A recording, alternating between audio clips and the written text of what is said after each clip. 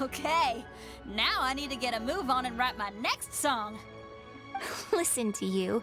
You only just fulfilled one lifetime dream. Are you really thinking about your next goal already? Don't try to tell me you ain't the same way. I bet you've already thought up a name for your next opera, haven't you? You know me too well, Xinyan. The Adeptus-Seeking Voyage. How does that sound? Oh, man! Yeah, I can already picture it. I've also got just the finishing line for it. I'll close with, "And the celestial melody echoed through the clouds forevermore."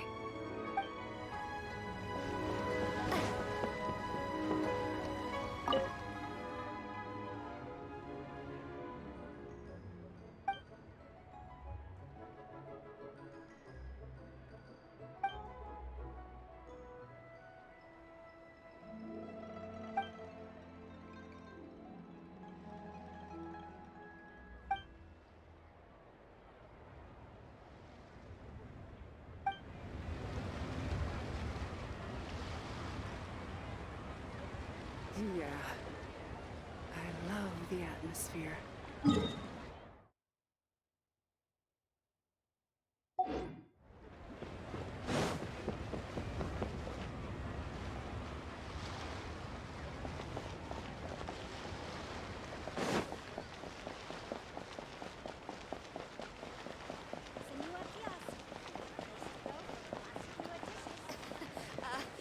Join the Adventurers Guild. You'll have a...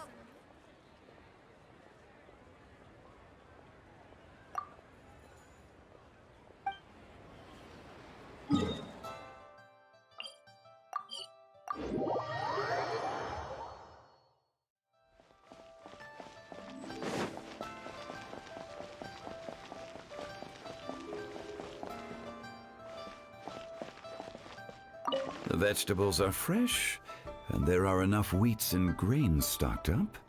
I'll pass on the seafood. Oh, it's you. We meet again. Surprised to see me here? It's the director's orders. Xiangling worked all day and night at the restaurant during the festival and didn't get to have any time to enjoy the festivities. The director sent me here to help out in the kitchen so that Xiangling will have some time to herself. But with someone as hardworking as you around, there seems to be nothing much for me to do. It feels good seeing my old friend in the kitchen, fetching ingredients and lighting fires. Perhaps I should borrow Cloud Retainer's Supreme Cuisine machine to speed things up. You'd still prefer to make them by hand, but of course.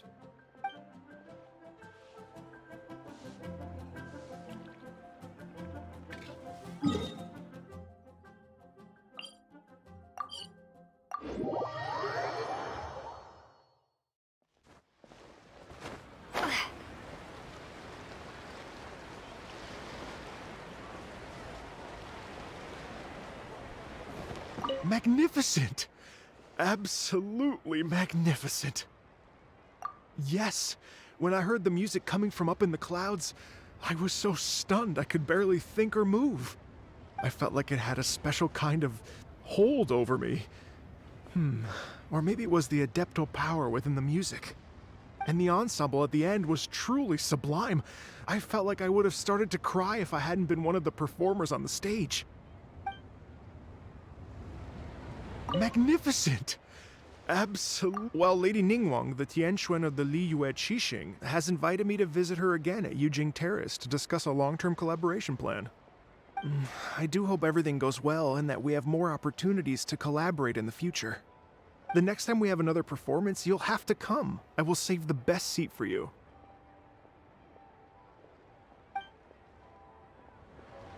Magnificent! I've already given her my thanks in person. This is what she said. "It is only natural to lend a hand when we see someone in distress. The wonderful music you brought to Liyue is worth far more than gratitude." Truly, I felt so honored. But I've also made a decision for myself.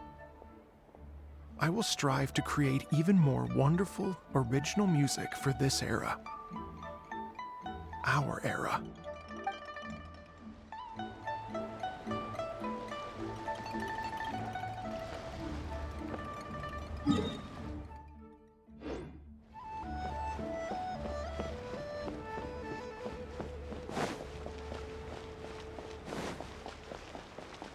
Oh. Well, please take a seat.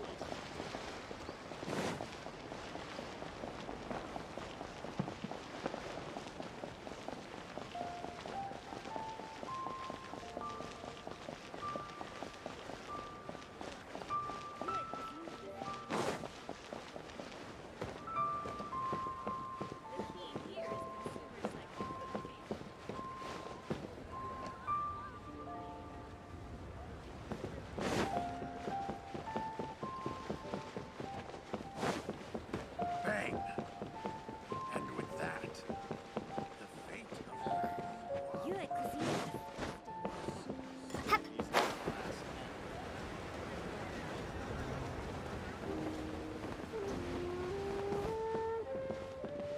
The Lantern Rite celebrations are getting better by the year. Such wonderful music. Dr. Baiju, I've brought the herbs. Who are they for? The singers. Performing at a music festival is very demanding. Using these herbs in good time will protect their voices from damage. Oh, that's why you were preparing them all night. I dared not neglect the Yuheng's request. Her messenger was quite insistent that it should take top priority. Let me double check again. This one is for...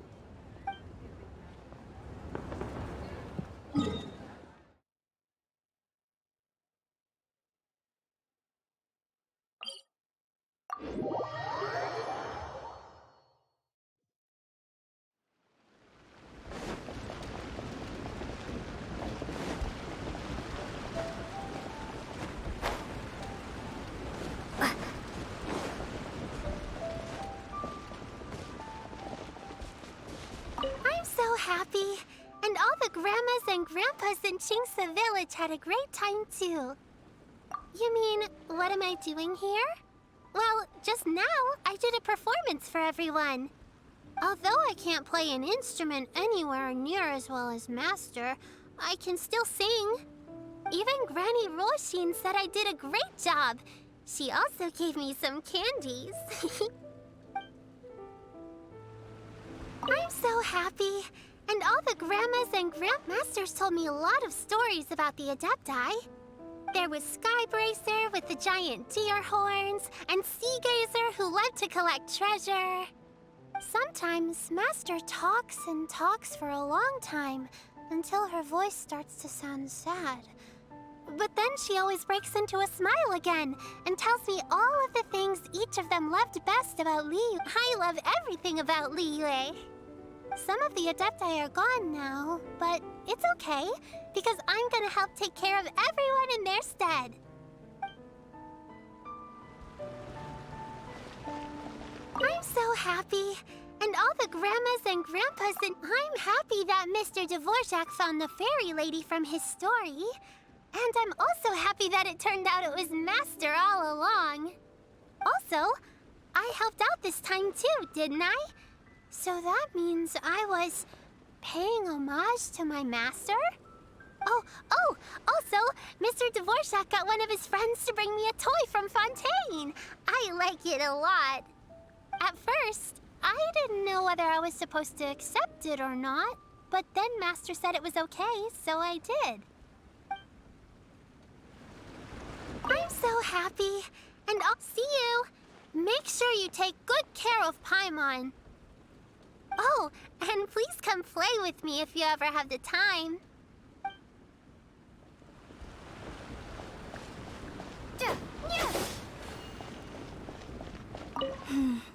Granny, you play so beautifully. Do you think you could teach me? Oh, child, you simply never stop, do you? This festival is a rare chance to rest and relax. But here you are pestering me to teach you this, that, and the other. Don't worry, Granny. I'm a fast learner. And anyway, the sooner I start learning, the sooner we'll be able to perform a duet together. A musical duo is only as good as its weakest link. So you gotta teach me all your secrets, okay? All right. Well, you can start by making me some more tea and leaving it to cool on the side. Sure, Granny.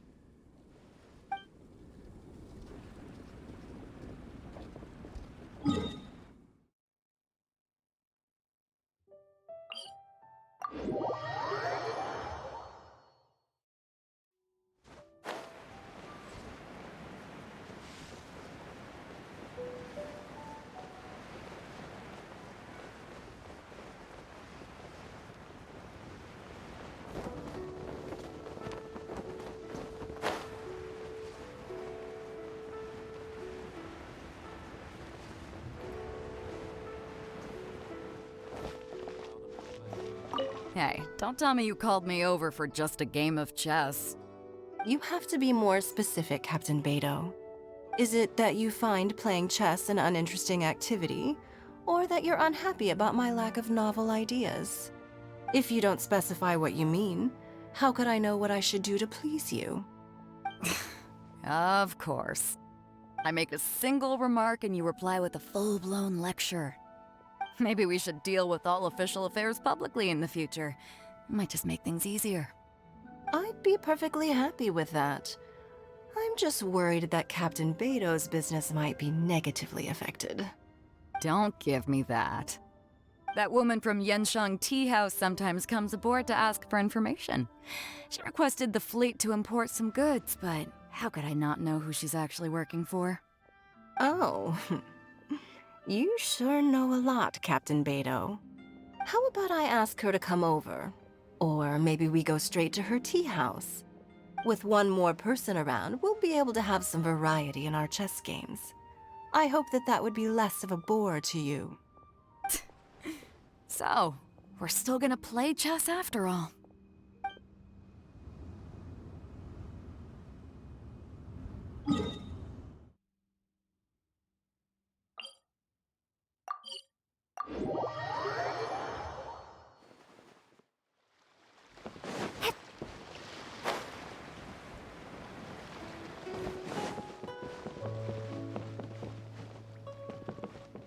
This is such a cool ship! Facing the sea breeze and gazing out at the soaring seagulls, makes me want to sing out loud! Kazuha, how about I stay here and be the ship's resident bard? What are my prospects? With your level of artistic finesse, I'm sure nothing will go wrong. But I'm afraid the sailors aboard are not the most versed in the arts.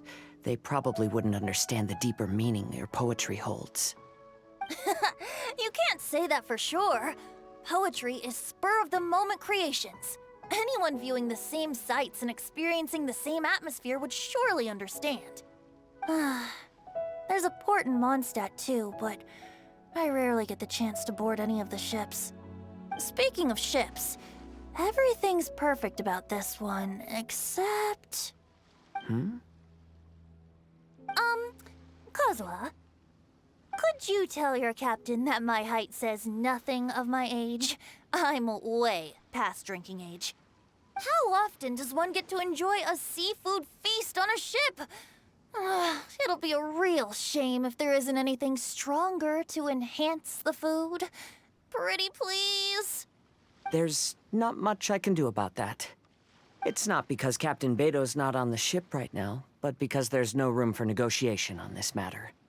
Even I have to sit in the no-drinking zone every time. But I don't get drunk after just a few sips. Trust me, I can hold my liquor really well.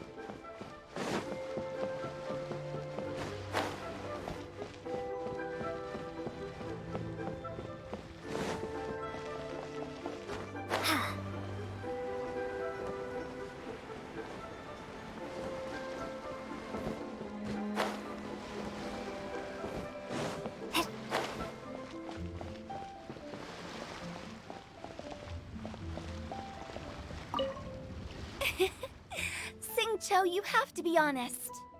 Hmm? Honest about what? How did you and Venti really meet? Why are you suddenly asking that? Aren't they book buddies? Yeah, we met a few times at a book convention. That's all. Oh, really? With that extraordinary demeanor and literary talent, he's definitely not just any bard. If he's someone that could hold his ground in a conversation with a consultant, he needs to at least be as talented as me. Perhaps you're overthinking this matter. Hu Tao, Xingqiu wouldn't lie to us.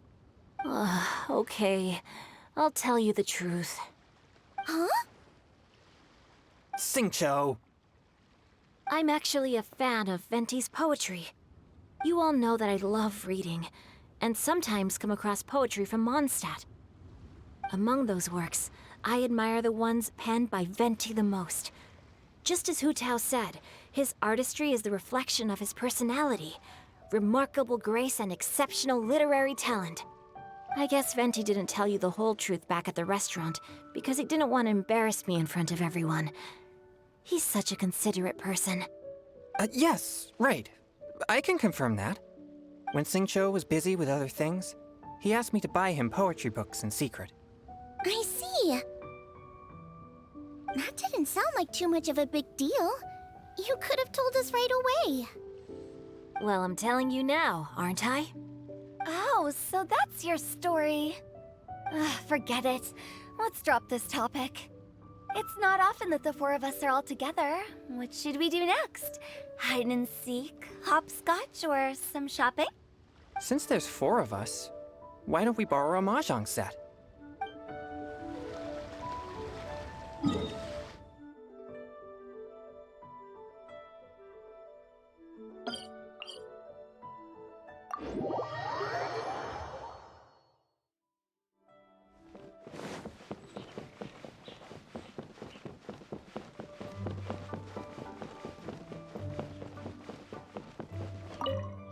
Yen Xiao just came up here with some almond tofu, but I haven't finished everything Xiangling gave me yet.